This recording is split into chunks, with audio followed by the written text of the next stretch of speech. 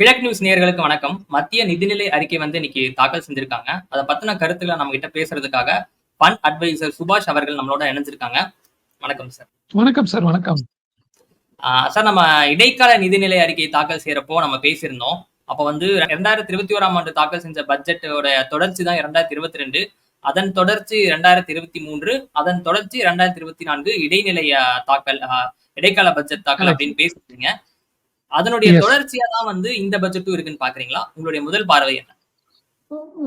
ஆமா சார். அதே தொடர்ச்சி தான். அதோட நீட்சி தான் இந்த பட்ஜெட். ஒண்ணும் பெருசா வித்தியாசம் இல்ல. இந்த பட்ஜெட்டோட ஃபோக்கஸ் பாத்தீங்கன்னா, அந்த லாஸ்ட் 4 பட்ஜெட்டோட ஃபோக்கஸுமே பாத்தீங்கன்னா, நீங்க ஒரு 3 பாயிண்ட் ஃபோக்கஸ்ன்னு சொல்லலாம். ஃபர்ஸ்ட் பாயிண்ட் பாத்தீங்கன்னா, ஃபிஸ்கல் கன்சாலிடேஷன். அதாவது ஃபிஸ்கல் டெபிசிட்ட குறைச்சுக்கிட்டே வராங்க ப்ரோக்ரெசிவா. ரைட். இந்த பட்ஜெட்லயும் அதே மாதிரி தான். ஃபிஸ்கல் டெபிசிட்ட போன பட்ஜெட்ல 5.4% ஃபிஸ்கல் டெபிசிட். அத இந்த பட்ஜெட்ல 4.9% குறைக்கிறதுக்கு டார்கெட் வச்சிருக்காங்க. ரைட். 4 வருஷம் முன்னாடி கொரோனா முடிஞ்சோனே ஃபிஸ்கல் டெபிசிட் கிட்டத்தட்ட 10 இருந்தது. அந்த 10ல இருந்து அதை படிப்படியா குறைச்சு இப்போ 4.9%க்கு அந்த ஃபிஸ்கல் டெபிசிட்ட கொண்டு வந்திருக்காங்க. ரெண்டாவது பாத்தீங்கன்னா, கேபிட்டல் எக்ஸ்பெண்டிச்சர். ஓகே. அதை இன்க்ரீஸ் பண்ணிக்கிட்டே வராங்க ஒவ்வொரு பட்ஜெட்லயும் 2021ல இருந்து.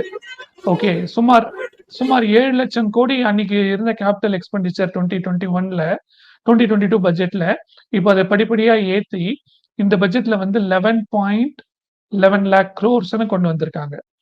ஓகே. கேபிட்டல் எக்ஸ்பெண்டிச்சரும் ஏறிக்கிட்டே போகுது.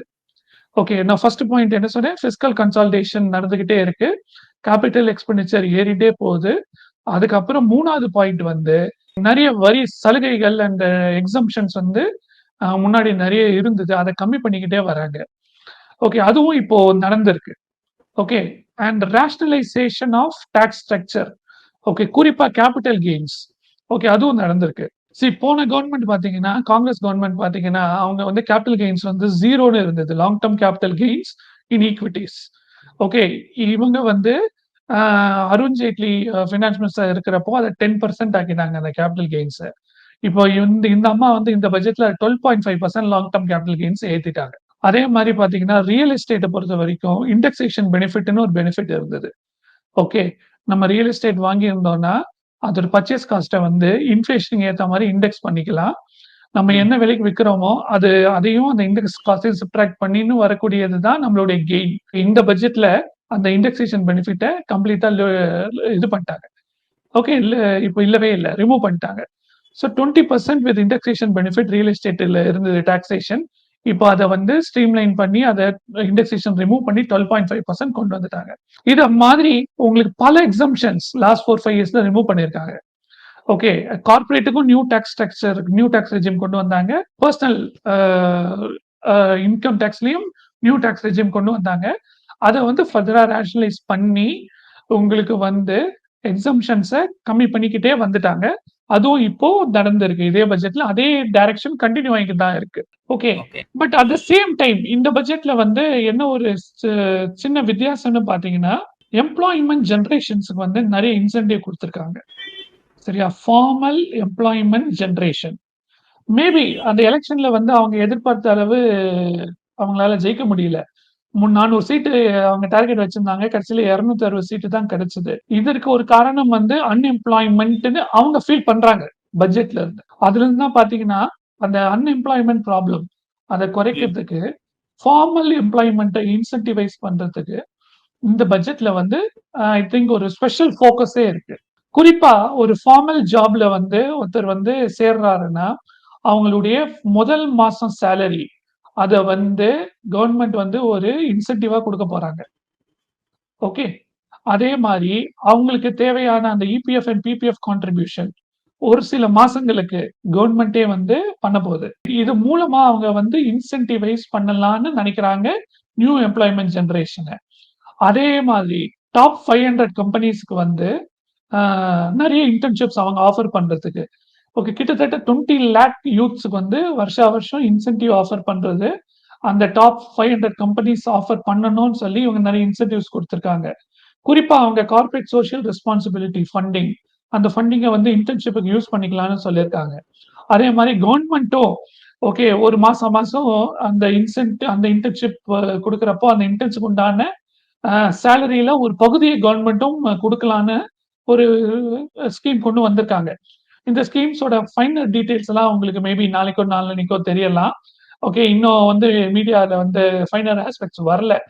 ஸோ இத ம். பார்க்கிறப்போ, அவங்க வந்து அந்த எலக்ஷனுக்கு அப்புறம் ஒரு கோர்ஸ் கரெக்ஷன் ஓகே இதுல இருக்குன்னு நெனைக்கிறேன். அவங்களுடைய அசஸ்மென்ட். அது உண்மையா பொய்யா எனக்கு தெரியாது. ஓகே. அதாவது அன்எம்ப்ளாய்மென்ட்னால அவங்க அந்த 400 சீட்ஸ் ஜெயிக்க வேண்டியது 260 சீட்டு தான் ஜெயிச்சிருக்காங்கன்னு அவங்க ஃபீல் பண்றதுனால, அவங்க வந்து இப்போ வந்து அதுக்கு ஒரு ஸ்பெஷல் த்ரஸ்ட் இந்த பட்ஜெட்ல கிரியேட் பண்ணியிருக்காங்க. அதாவது போன 4 பட்ஜெட்டுக்கும் இந்த பட்ஜெட்டுக்கு என்ன வித்தியாசம் கேட்டீங்கன்னா, போன 4 பட்ஜெட்ல வந்து அந்த special focus on employment generation இல்ல. இந்த பட்ஜெட்ல இருக்கு. ரைட். மிச்சப்படி பார்த்தீங்கன்னா, அது வந்து இட்ஸ் அ கன்டினியூஷன் ஆஃப் 2021, 2022, 2023 அதோட ஒரு நீட்சி தான் இந்த பட்ஜெட். இந்த பட்ஜெட் தாக்கல் செய்ய தொடங்குனோனே வந்து பங்குச்சந்தை வந்து கொஞ்சம் சரிவடைஞ்சது அப்படின்ற செய்திகள்லாம் வந்தது. குறிப்பா வந்து ஆமா. Long term capital gains. Tax வந்து 12.5% அதிகரிச்சிருக்காங்க. அதுக்கப்புறம் தான் வந்து சென்செக்ஸ் 1000 புள்ளியும், அப்புறம் நிஃப்டி ஒரு எஸ். 400 புள்ளிகளும் வந்து சரிவு சந்தித்ததா இருக்கு. முதலீட்டாளர்களுக்கு வந்து இந்த பட்ஜெட் வந்து ரொம்ப கஷ்டமா இருக்கு அப்படின்ற விமர்சனமும் வந்திருக்கு. ஸோ உங்களுடைய பார்வை என்ன இந்த முதலீட்டாளர்களை பொறுத்தவரைக்கும், ஸ்டாக் மார்க்கெட் இன்வெஸ்டர பொறுத்தவரைக்கும், அவங்களோட லாபத்துல வரக்கூடிய டாக்ஸ் வந்து இன்கிரீஸ் பண்ணிட்டாங்க. Okay. Short term capital gains. Okay. அது வந்து 15% இருந்து 20% இன்கிரீஸ் பண்ணியிருக்காங்க. ஸ்டாக் மார்க்கெட் இன்வெஸ்டர்ஸ் பொறுத்தவரைக்கும். அதே மாதிரி லாங் டெர்ம் கேபிட்டல் கெயின்ஸும் 10% இருந்து 12.5% இன்கிரீஸ் பண்ணியிருக்காங்க. அதே மாதிரி இந்த ஃபியூச்சர்ஸ் அண்ட் ஆப்ஷன்ஸ்ல ஸ்பெகுலேட்டிவ் ட்ரேட்ஸ் பண்ணுவாங்க. அவங்களுக்கு செக்யூரிட்டி டிரான்சாக்ஷன் டாக்ஸ வந்து 0.02% இருந்து 0.1% கிட்டத்தட்ட 5 மடங்கு இன்கிரீஸ் பண்ணியிருக்காங்க. ஓகே. இது எல்லாம் கூட பார்த்தீங்கன்னா, நீங்க வந்து காங்கிரஸ் பண்ணின கேம்பெயினுடைய ஒரு தாக்கம் இருக்கு இதுல. காங்கிரஸ் என்ன சொல்றாங்க, பிஜேபி வந்து கார்ப்பரேட் கைக்கூலி கவர்ன்மென்ட், சூட் பூட் சர்க்கார்ன்னு அவங்க வந்து கேம்பெயின் பண்ணினாங்க. நாங்க வந்து சூட் பூட் சர்க்கார் இல்ல, கேபிட்டல் கெயின் நாங்க வந்து கார்ப்பரேட் கைக்கூலிங்க இல்ல. நாங்க கேபிட்டல் கெயின்ஸ் டாக்ஸையும் அதிகம் பண்ணிட்டோம். அப்படின்னு இவங்க பதில் சொல்ற மாரி எனக்கு தோன்றுது. அசெட்ஸ்லாம் இப்போ சேல் பண்றோம் அப்படின்னா, அவங்களுக்கு இது பெரிய ஒரு கரெக்ட். அடியா இருக்கும் அப்படின்ற ஒரு பார்வை இருக்குது இல்லைங்களா? இது வந்து ரிச் பீப்பிள்க்கு வந்து இது ஒரு பெரிய அடியா தான் இருக்கும். சரி, அவங்க இன்னும் அதிகமா டாக்ஸ் பே பண்ண போறாங்க. Rich and upper middle class. இன்னைக்கு பங்குச்சந்தையில பார்த்தீங்கன்னா, அவங்களுடைய பார்ட்டிசிபேஷன் அதிகமா இருக்கு. Rich and upper middle class உடைய participation. So now they will have to pay more tax on the capital gains. Okay. அதுல எந்த சந்தேகமும் இருக்காது. நீங்க இவ்வளவு நாள் வந்து 15% கெயின் வந்து ஸ்டாக் மார்க்கெட்ல ஏர்ன் பண்ணியிருந்தீங்கன்னா, அதுல 10% டாக்ஸ் பே பண்ணீங்க. அதாவது உங்களுக்கு வந்து 1.5%. இப்ப அது 12% அவங்க இன்கிரீஸ் பண்ணியிருக்காங்க. அதுக்கு ஏத்த மாரி உங்களுடைய டாக்ஸும் வந்து நிச்சயமா அதிகரிக்க போகுது. அதே மாரி முன்னாடி வந்து பைபேக்ல வந்து கம்பெனிஸ் மட்டும் 20% டாக்ஸ் பே பண்ணா போதும்னு இருந்தது. ஒரு கம்பெனி பைபேக் கொண்டு வராங்கன்னா, அந்த பைபேக் அமௌண்ட் என்னவோ, அந்த அமௌண்ட்ல 20% அந்த கம்பெனிஸ் பே பண்ணணும். இன்னைக்கு அப்படி இல்ல. அந்த பைபேக் டாக்ஸேஷன் வந்து அந்த இண்டிவிஜுவல் அ யாரு யாரு அந்த பைபேக்ல ஷேர் டெண்டர் பண்றாங்களோ, அந்த பைபேக்ல அந்த இண்டிவிஜுவல் ஸ்லாப் ரேட்ல பே பண்ணணும். ஸோ அதனால இப்ப ப்ரமோட்டர்ஸ் எல்லாம் அதிகமா டாக்ஸ் பே பண்ண வேண்டியது இருக்கும் பைபேக்ல. ஓகே. டிவிடெண்டுக்கு பதிலா ப்ரமோட்டர்ஸ் வந்து பைபேக் பண்ணியிருந்தாங்க. இனிமேல் அது பண்ண முடியாது. ஸோ டிவிடெண்ட் தான் பே பண்ணணும். ஸோ ரிச் பீப்பிள் வந்து இன்னைக்கு இந்தியால வந்து 39% ஹையஸ்ட் டாக்ஸ் அவங்க தான் பே பண்றாங்க. 39%. இப்ப அவங்க அவங்க கிட்ட இருந்து நீங்க வந்து அதிகமா டாக்ஸ் வாங்க போறாங்க கவர்ன்மெண்ட். சரியா? அதனால வந்து அந்த கவர்ன்மெண்ட்டுக்கு அந்த ஒரு என்ன சொல்லலாம்? ஒரு பிளெமிஷ் மாரி இருந்தது. இவங்க சூட் பூட் சர்க்கார், ஒரு கார்ப்பரேட்டின் கைக்கூலின்னு. நாங்க அப்படிலாம் இல்ல. நாங்க அவங்களையும் அதிகமா டாக்ஸ் பே பண்ண வைக்கிறோம்னு சொல்லி, டாக்ஸையும் அதிகரிச்சிருக்காங்க இந்த கவர்ன்மெண்ட்.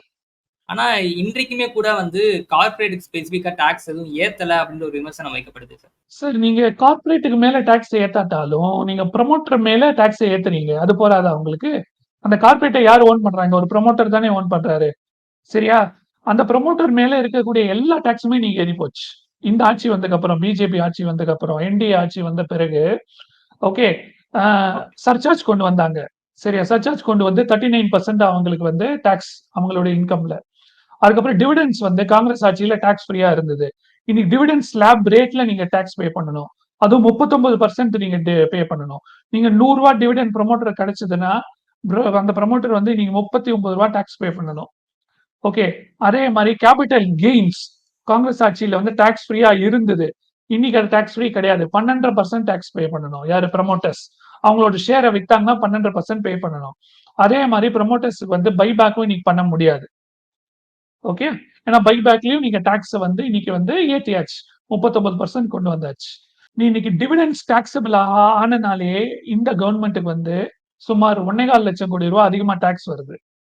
இந்த 1.25 லட்சம் கோடி ரூபாய் பே பண்றது வந்து இந்தியாவில் இருக்கக்கூடிய பணக்காரர்கள் தான். ஓகே.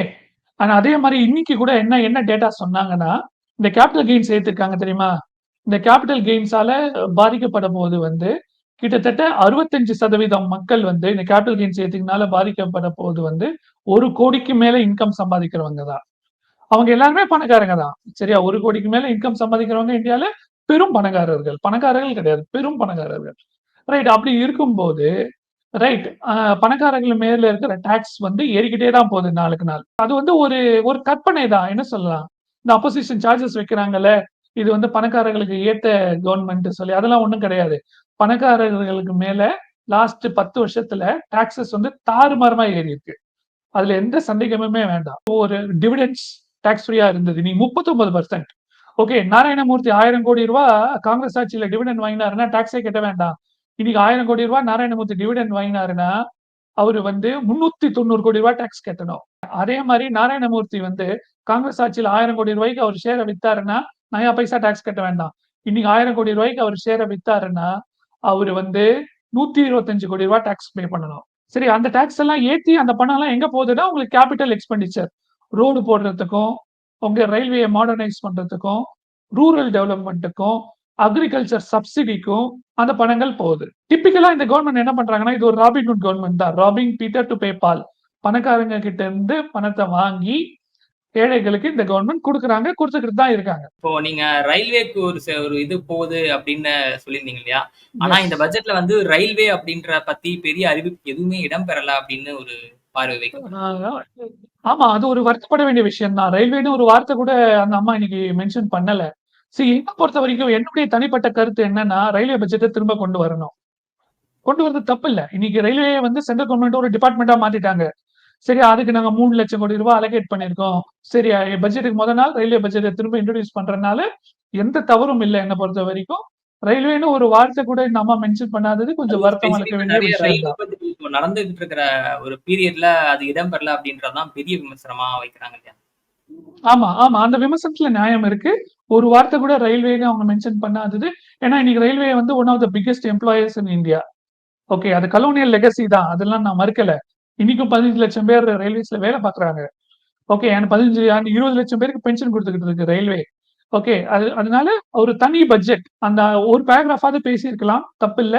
அண்ட் வந்து அதுக்கு தனி பட்ஜெட்ட திரும்ப ரீஇன்ட்ரோடியூஸ் பண்றதுல எந்த தவறும் இல்லன்னு நான் நினைக்கிறேன். என்னோட தனிப்பட்ட கருத்து அதான். இப்போ தங்கம் மற்றும் வெள்ளிக்கு வந்து சுங்க வரி வந்து குறைச்சிருக்காங்க. இந்த அறிவிப்புனால வந்து எஸ். தங்கத்தோட விலை வந்து குறையறதுக்கு வாய்ப்பு இருக்கு. ஆமா சார். ஸ்ட்ரெய்ட்டாவே இன்னைக்கு தங்கத்தோட விலை 6% வந்து நம்ம இந்தியன் மார்க்கெட்ஸ்ல நேத்துக்கும் இன்னைக்கும் குறைஞ்சிருக்கும். சரியா? இது வந்து ஒரு வரவேற்கத்தக்க வேண்டிய விஷயம். ஏன்னா 15% டியூட்டி இருந்தனால ஸ்மக்லிங் தான் நடந்துகிட்டு இருந்தது. சரியா? இப்ப அந்த 15% 6% குறைக்கிறதுனால ஸ்மக்லிங் குறையலாம். இது மேலும் 6% இல்ல. இது நான் ஃபைனான்ஸ் மினிஸ்டரா இருந்தா இத நீ 1% குறைச்சிருப்பேன். குறைச்சு ஸ்மக்லிங் பண்ண விடாம கம்ப்ளீட்டா வந்து அத வந்து சீல் பண்ணியிருப்பேன்.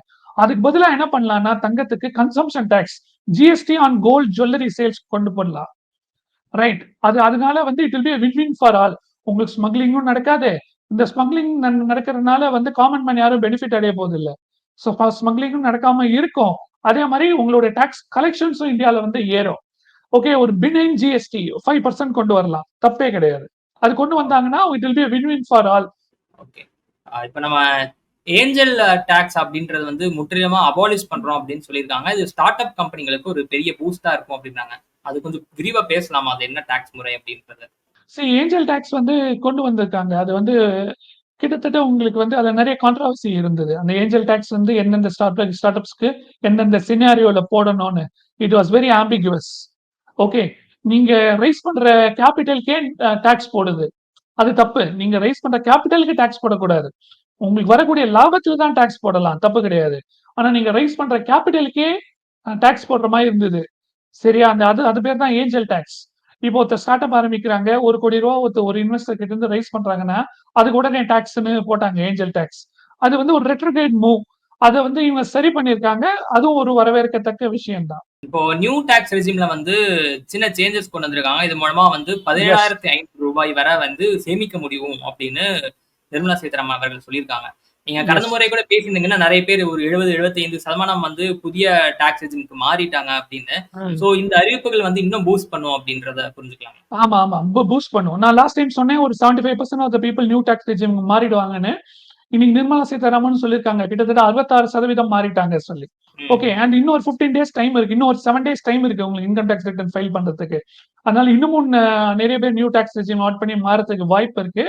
அவ்வளவுதான். ஓல்ட் டாக்ஸ் ரெஜிம் வந்து இட் இஸ் ஹிஸ்டரி. அத மறந்துடுங்க இனிமேல. சரியா? யாருக்கெல்லாம் அந்த exemptions housing loan plus ADC plus ADT plus NPS 4 லட்சத்தை தாண்டுதோ 3.25 4 லட்சத்தை தாண்டுதோ அவங்க தான் ஓல்ட் டாக்ஸ் ரெஜிம்ல இருக்க போறாங்க. அது வந்து ரொம்ப ரொம்ப ரொம்ப ரொம்ப கம்மியான மக்கள் தான். மிச்சம் எல்லாருமே நியூ டாக்ஸ் ரெஜிம்க்கு வந்துருவாங்க. இன்னைக்கும் new tax regime they made it all the more attractive. என்ன பண்ணிருக்காங்கன்னா அந்த 3 to 6 lakhsன்னு ஸ்லாப் இருந்தது. அதை 3 to 7 lakhsன்னு ஒரு ஸ்லாப் மாத்திருக்காங்க. ஓகே. அது மாத்திரனால உங்களுக்கு வந்து ஒரு பெனிஃபிட் வரும் எல்லாருக்கும். முன்னாடி 3 to 6 lakhs 5 lakhs 5% இருந்தது. அது 3 to 7 lakhs 5% மாத்திருக்காங்க. அந்த 1 லட்சம் ரூபாய்க்கு அந்த அந்த ஸ்லாப மாறினால உங்களுக்கு வந்து பெனிஃபிட் நிச்சயமா இருக்கும் அதுல. ஓகே. அதே மாதிரி முன்னாடி 6 to 9 lakhs ஸ்லாப் இருந்தது. அது 7 to 10 மாத்திருக்காங்க. அதனாலயும் ஒரு பெனிஃபிட் இருக்கும். எஸ், நிச்சயமா வந்து ஒரு சாமானிய மனுஷனுக்கு ஒரு ரூ. 1000 ஒரு 17,500 வரைக்கும் டிபெண்டிங் ஆன் உங்களோட இன்கம் உங்களுக்கு டாக்ஸ் குறைவதற்கு வாய்ப்பு இருக்கு. நிச்சயமா குறையும். இது ஒரு பெனிஃபிட். ரைட். இதை இன்னும் கொஞ்சம் கூட அவங்க நல்ல ரேஷனலைஸ் பண்ணிருக்கலாம். அந்த ஸ்லாப வைடன் பண்ணிருக்கலாம். 3 to 7 வந்து அவங்க வந்து மேபி 3 to 8 ஆக்கிட்டு அப்புறம் 8 to 16 ஒரு ஸ்லாப் கொண்டு வந்திருக்கலாம். 16 to 24 ஒரு ஸ்லாப் கொண்டு வந்திருக்கலாம். கிரேட்டர் தென் 24 இன்னும் ஸ்லாப் கொண்டு வந்திருக்கலாம். கொஞ்சம் அவங்க அந்த மெக்னானிமிட்டி கொஞ்சம் கம்மியா இருக்கு அவங்களுக்கு. அதான் problem. Right. She could have been all the more magnanimous but she is not that magnanimous. That is the issue. இன்னொரு பெரிய ஒரு விமர்சனம் வைக்கப்படுறது என்னன்னா, இந்த பட்ஜெட் வந்து ஒரு முழுக்க முழுக்க ஒரு பொலிட்டிக்கல் பட்ஜெட். இந்தியா கவர்ன்மெண்ட் வந்து அவங்க தக்க வைக்கணும் அப்படின்ற காரணத்துக்காக பீகாருக்கும், ஆந்திராவுக்கும் நெறைய நிதி ஒதுக்கீடு இருக்கு. தமிழ்நாடு அப்படின்ற பெயரே வந்து பட்ஜெட்ல உச்சரிக்கப்படல அப்படின்னு பெரிய விமர்சனம் வைக்கப்படுது. பீகாருக்கும் ஆந்திராவுக்கும் 15,000 crore, ஆந்திராக்கும் பீகாருக்கு 25,000 crore அவங்க ஒதுக்கல ஆக்சுவலா. அவங்க என்ன சொல்லியிருக்காங்க, மல்டிலேட்டரல் ஏஜென்சிஸ் மூலமா, அதாவது மல்டிலேட்டரல் ஏஜென்சிஸ்னா Asian Development Bank, World Bank, அப்புறம் ஜிக்கா, இந்த மாதிரி ஏஜென்சிஸ் மூலமா நாங்க வந்து லோன் அரேஞ்ச் பண்ணி தருவோம்னு சொல்லியிருக்காங்க. அந்த அந்த லோனுக்கு சென்ட்ரல் கவர்மெண்ட் வந்து சாவரின் கேரண்டி கொடுக்க போறாங்களா, அதுதான் ஒரு கொஸ்டின் மார்க். அண்ட் அந்த லோனை வந்து இவென்ச்சுவலா ஆந்திரா பீகார் கவர்மெண்ட் தான் ரீபே பண்ணணும் அப்படிதான் நான் நினைக்கிறேன், என்னோட இன்டர்பிரிட்டேஷன். இல்லாட்டி சென்ட்ரல் கவர்மெண்டே அதை ரீபே பண்ண போதா அந்த லோன்ஸை. ஓகே, அதை பத்தி எனக்கு ஐடியா இல்ல. அந்த ஃபைனல் ஆஸ்பெக்ட்ஸ் பார்க்கல. ரைட். எனக்கு தெரிஞ்சு அந்த ஒரு எக்ஸ்ட்ரா பெனிஃபிட்ஸ் அவங்களுக்கு லோன்ஸ் மூலமா தான் அவங்க கொடுக்குறாங்க தவிர அது வந்து மத்திய அரசு நிதியிலிருந்து ஒதுக்கப்படவில்லை.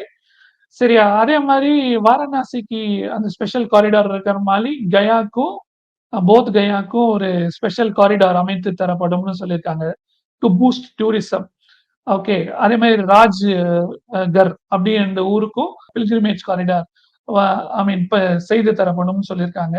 ஓகே, இது அவங்க ஹைலைட் பண்ணியிருக்காங்க, அவ்வளவுதான். இப்போ வந்து பீகாருக்கும் ஆந்திராக்கும் அவங்களால ஸ்பெஷல் ஸ்டேட்டஸ் கொடுக்கல. நோட் பண்ணுங்க, ஸ்பெஷல் ஸ்டேட்டஸ் கொடுக்கல.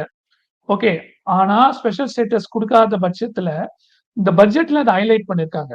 அவ்வளவுதான். It's only pure optics. Special status கொடுக்காதனால சந்திரபாபு நாயுடுக்கும் நிதிஷ்குமாருக்கும் அந்தந்த ஸ்டேட்ல இருக்கிற ஆப்போசிஷன் ஒரு ப்ரெஷர் போடுறாங்க. உங்களால ஸ்பெஷல் ஸ்டேட்டஸ் வாங்க முடியல, நீங்க எதுக்கு அந்த ஆட்சியில இருக்கீங்க சொல்லி. ரைட். அந்த ஆப்டிக்ஸை மேனேஜ் பண்றதுக்காக தான் இந்த 15,000 கோடி 25,000 கோடியும் அவங்க ஹைலைட் பண்ணிருக்காங்க. ஓகே. எனக்கு தெரிஞ்சு ஓகே. தமிழ்நாடை வஞ்சிச்சு ஆந்திராக்கோ பீகாருக்கோ எக்ஸ்ட்ராவா பணம் எதுவும் கொடுக்கல. இப்ப இன்னொரு உதாரணம் சொல்லணும் அப்படின்னா, இங்க மெட்ரோ ரயில் திட்டம்க்கு வந்து பணம் இன்னும் ஒதுக்கப்படல அப்படின்னு சொல்லியிருக்காங்க 1. 2வது இங்க நம்ம வந்து கடுமையான பேரிடர்கள் சந்திச்சிருக்கோம். வெள்ளம்லாம் பாதிக்கப்பட்டு சென்னை அப்புறம் தென் எஸ். மாவட்டங்கள்லாம் பாதிக்கப்பட்டிருக்கு. அதுக்கு ரொம்ப நாளா நிதி கேட்டுக்கிட்டே இருக்கோம். ஆனா அதற்கான அறிவிப்பு எதுவுமே இதுல கிடையாது. அதே சமயத்துல அஸ்ஸாம், உத்தரகண்ட் அப்புறம் இமாச்சல் பிரதேசம் இங்கெல்லாம் வந்து வெள்ளத்தடுப்பு பணிகளுக்கு நிதி ஒதுக்கப்படும் அப்படின்னு பெரிய அமௌண்ட்ட ஒதுக்கியிருக்காங்க. நம்ம ரொம்ப நாளா கேட்டுக்கிட்டே இருக்கோம். ஆனா இங்க இல்ல அப்படின்றது வந்து இப்ப இந்த பாயிண்ட்ட பாக்குறப்ப வஞ்சிக்கிற மாதிரி தெரியுதுங்க இல்லையா? விமர்சனம் நியாயமானது தானே? எஸ், நிச்சயமா வஞ்சிக்கிற மாதிரி தான் தெரியுது. அவங்க வந்து தமிழ்நாடுன்னு ஒரு வார்த்தையை மென்ஷன் பண்ணியிருக்கணும். அண்ட் தமிழ்நாடுக்கும் ஒரு ஃப்ளட் அலோகேஷனுக்கு அட்லீஸ்ட் ஒரு சின்ன அமௌண்ட்டாவது அவங்க அலோகேட் பண்ணியிருக்கணும். அது அவங்க செய்யாமல் விட்டது very very very bad optics. வேற எத்தனையோ ஆஸ்பெக்ட்ஸ்ல தமிழ்நாடுக்கு பெனிஃபிட்டா நிறைய விஷயங்கள் நடந்திருக்கலாம், ரைட்? பட் அதெல்லாம் அவங்க ஹைலைட்டும் பண்ணல. தமிழ்நாடுக்கு ஃப்ளட்டுக்கு வந்து எக்ஸ்ட்ராவா ஃபண்ட்ஸ் அலோகேட் பண்ணாம விட்டது. Yes, it's bad politics as well as bad optics. So இதுக்கு வந்து தமிழ்நாடு வஞ்சிக்கப்பட்டதுன்னு அந்த ஒரு நரேட்டிவ் வந்து பில்டப் ஆகும். இதை வந்து அவங்க எப்படி அதை அவங்க தான் சமாளிக்கணும். பாத்தீங்கன்னா வேற எத்தனையோ ஆஸ்பெக்ட்ல வந்து தமிழ்நாடுக்கு ஹையர் அலோகேஷன் இருக்கு. நீங்க மன்ரேகா அலோகேஷன் பாத்தீங்கன்னு வச்சுக்கோங்க. தமிழ்நாடு டெவலப்டு ஸ்டேட் இருந்தாலும் மன்ரேகா அலோகேஷன்ல வந்து தமிழ்நாடுக்கு வந்து ரொம்ப அதிகமாவே கிடைக்குது when compared to under developed states. Okay, okay. அந்த மாதிரி எல்லாம் இருக்கு, ரைட்? அதெல்லாம் அவங்க வந்து ஹைலைட்டே பண்ணல அந்த அம்மா பட்ஜெட்ல. பண்ணாம விட்டுப்புட்டு இங்க தமிழ்நாடுக்கு வந்து இந்த ஃப்ளட்லயும் எக்ஸ்ட்ரா அலோகேஷன் கொடுக்கல. சோ கொடுக்காதது வந்து கொடுத்ததையும் ஹைலைட் பண்ணல, அதே மாதிரி கொடுக்காம விட்டதுதான் இன்னைக்கு வந்து ஹைலைட் ஆகுது. So it's both bad communication, bad PR, bad optics as well as bad politics. So இதை வந்து நிர்மலா சீதாராமன் வந்து நிச்சயமாக தவிர்த்துக்கணும். ஒன்னு அசாம், உத்தராகண்ட் அந்த பேரையே அவங்க மென்ஷன் பண்ணிருக்க கூடாது. அந்த பேரை மென்ஷன் பண்ணி தமிழ்நாடு பேரை மென்ஷன் பண்ணாம விட்டது தவறு. அதே மாதிரி தமிழ்நாடுக்கு மன்ரேகா மாதிரி ஸ்கீம்ல எல்லாம் ஹையர் அலோகேஷனே கொடுத்துருக்கு. இன்னைக்கு கூட நேத்து கூட பேப்பர் எடுத்து பாருங்க, பிசினஸ் ஸ்டாண்டர்ட்ல தமிழ்நாடுக்கு வந்து ஹையர் மன்ரேகா அலோகேஷன் எவ்வளவு வந்திருக்குன்னு காமிச்சிருப்பாங்க. அதையும் அந்த அம்மா ஹைலைட் பண்ணாம விட்டது.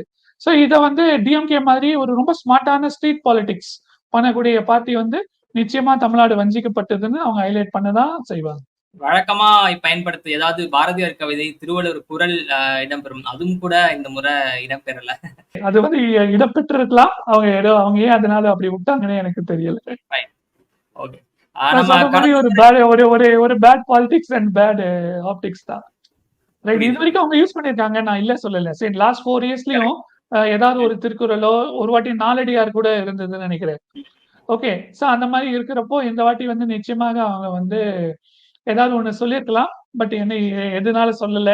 மேபி உங்களுக்கு ஏதாவது அவங்களை இன்டர்வியூ பண்ண சான்ஸ் கிடைச்சதுன்னா நீங்க அவங்களை கேட்டு பாருங்க. நிச்சயமா. ஏன் சொல்லவில்லை கேட்டு பாருங்க. நம்ம இடைக்கால பட்ஜெட் தாக்கல் செய்யறப்போ பேசுறப்போ இந்த ஜூலைல தாக்கல் செய்யக்கூடிய பட்ஜெட் பத்தி ஒரு கருத்து நம்ம ஷேர் பண்ணியிருந்தோம். அப்ப நீங்க என்ன சொல்லியிருந்தீங்க அப்படின்னா, ஒரு ரோட் மேப் வேணும். நெக்ஸ்ட் 25 இயர்ஸ்க்கான ரோட் மேப்போட ஒரு பட்ஜெட் தாக்கல் செய்யப்படணும். குறைஞ்சபட்சம் வந்து ஒரு 10 இயர்ஸ்க்கான ரோட் மேப்பாவது இருக்கணும். உதாரணத்துக்கு நீங்க டாக்ஸோட ஸ்லாப் வந்து நிறைய இருக்கு, அது 2 ஸ்லாப் இருந்தா போதும் அப்படின்ற மாதிரி எக்ஸாம்பிள்ஸ் எல்லாம் வச்சிருந்தீங்க. சோ இப்போ இந்த பட்ஜெட்டை பாக்குறப்போ அந்த ரோட் மேப் மாதிரியான திட்டங்கள் ஏதாவது உங்களுக்கு பிடிபடுதா? ரோட் மேப் வழங்கப்படும்னு அவங்க சொன்னாங்க பட்ஜெட் ஸ்பீச்ல. ஓகே, அதாவது custom duty rationalisation as well as income tax rationalisation, இது ரெண்டுத்துக்கும் இன்னும் ஒரு நெக்ஸ்ட் 6 மந்த்ஸ்லயோ 9 மந்த்ஸ்லயோ ஒரு ரோட் மேப் வழங்கப்படும்னு அவங்க சொன்னாங்க. அந்த ஒரு வார்த்தை நான் அது கேட்ட மாதிரி இருக்கு பட்ஜெட்ல. ஸோ அதனால நம்ம இந்த பட்ஜெட்ல அசச் இல்ல. ஓகே, ரோட் மேப்னா 3 ரோட் மேப் தான். பிஸ்கல் டெபிசிட் குறைஞ்சுன்னு வருது, கேபிட்டல் எக்ஸ்பெண்டிச்சர் ஏறுது, அண்ட் எக்ஸம்ஷன்ஸ் வந்து குறைஞ்சிக்கிட்டே வராங்க. They're doing away with exemptions. இந்த ரோட் மேப் கிளியரா இருக்கு. நான் அப்போ எதிர்பார்த்த மாதிரி கிளியர் டாக்ஸேஷன் 10 இயர்ஸ் எப்படி இருக்கும் அந்த மாதிரி ரோட் மேப் இல்ல. கஸ்டம் டியூட்டி ரேஷனலைசேஷன் அதுக்கும் ஒரு ரோட் மேப் இருக்கும். அதே மாதிரி இன்கம் டாக்ஸ் ரேஷனலைசேஷன் அதுக்கும் ஒரு ரோட் மேப் இருக்கும். ஒரு 6 மந்த்ஸ்ல உங்களுக்கு தெரிய வரும்னு அவங்க சொன்ன மாதிரி பட்ஜெட்ல அவங்க சொன்ன மாதிரி இருந்தது. Okay okay. கடைசியா ஒரு கேள்வி, இந்த பட்ஜெட் ஒரு சாமானியனுக்கு என்ன மாதிரியான ஒரு பட்ஜெட்? சாமானியனை பொறுத்த வரைக்கும் ஒரு ரொம்ப பெரிய இம்பாக்ட் ஒன்றும் கிடையாது. Okay, there is nothing negative for a சாமானியன். ஓகே, பட் வேறஸ் அவங்க இன்கம் டேக்ஸ் பே பண்ணக்கூடிய சாமானியனா இருந்தா அவங்க டாக்ஸ் குறைஞ்சிருக்கு. டு தட் எக்ஸ்டென்ட் அவனுக்கு ஒரு பெனிஃபிட் இருக்கு. There is nothing negative as such. அதே மாதிரி யங்ஸ்டர்ஸுக்கு, அதாவது இப்ப படிச்சுட்டு இருப்பாங்க, வேலைக்கு வர போறாங்க, அவங்களுக்கு அந்த employment and internship generation scheme அது வந்து ஒரு மிகப்பெரிய கேம் சேஞ்சரா அதை ப்ராப்பரா இம்ப்ளிமெண்ட் பண்ணி அதை சிம்பிளா வச்சிருந்தாங்கன்னா it could be big game changers. ஏன்னா நேற்றுக்கு வந்து எக்கனாமிக் சர்வேல சொல்லியிருக்காங்க 2030 வரைக்கும் ஒவ்வொரு வருஷமும் 78 லட்சம் வேலை வாய்ப்புகள் இந்தியால உருவாக்க வேண்டிய கட்டாயம் இருக்கு சொல்லி. ஓகே, பார்க்கலாம் இந்த ஸ்கீம்னால அந்த வேலை வாய்ப்புகள் வந்து அதிகரிக்கிறதா சொல்லி. ஸோ என்னை பொறுத்த வரைக்கும் இது ரெண்டு தான் இம்பாக்ட். சாமானியனை பொறுத்த வரைக்கும் அப்பர் மிடில் கிளாஸும் சரி, ரிச்சும் சரி, they will end up paying more tax. But whereas சாமானியனை பொறுத்த வரைக்கும் ஐ திங்க் அவனுடைய டாக்ஸ் வந்து குறையதான் செஞ்சிருக்கு இந்த பட்ஜெட்ல. there is nothing detrimental to a சாமானியன். பல்வேறு கருத்துக்களை ஷேர் பண்ணியிருக்கீங்க. உங்களுடைய பார்வைகளுக்கும் கருத்துகளுக்கும் நேரங்களுக்கும் நன்றி. Thank you very much.